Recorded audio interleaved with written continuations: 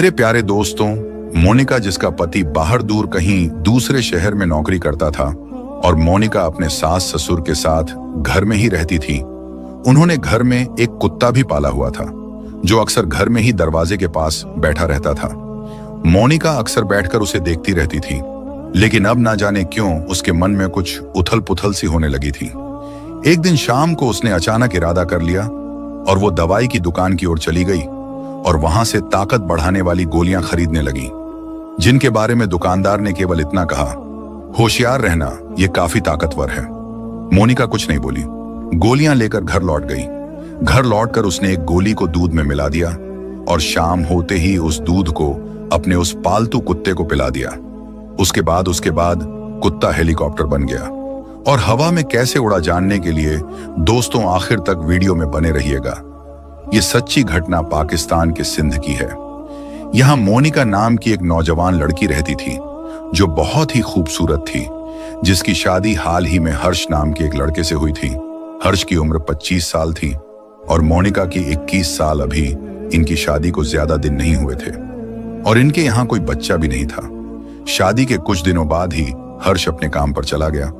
मोनिका अपनी सास ससुर और एक देवर के साथ रहती थी, लेकिन हर्ष के कई महीनों तक वापस न आने से मोनिका धीरे धीरे परेशान होने लगी और अकेलापन महसूस करने लगी थी। उसके लिए अकेला रहना बहुत मुश्किल हो गया था। वो देर रात तक छत को देखती रहती, करवटें बदलती रहती थी।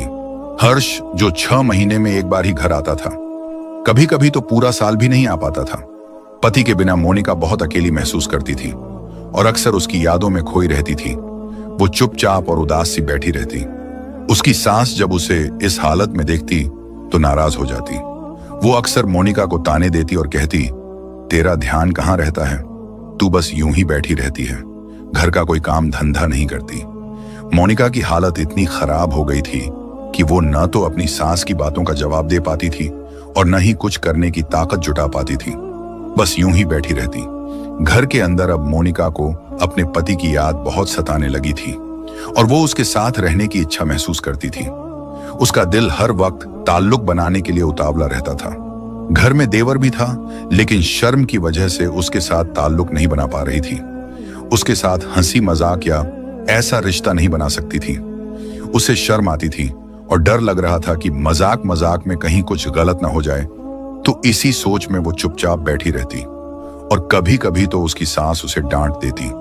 जब हर्ष छुट्टी पर घर आता तो मोनिका खुश हो जाती थी और किसी फूल की तरह खिली हुई रहती थी। उसकी खुशी का ठिकाना नहीं रहता था।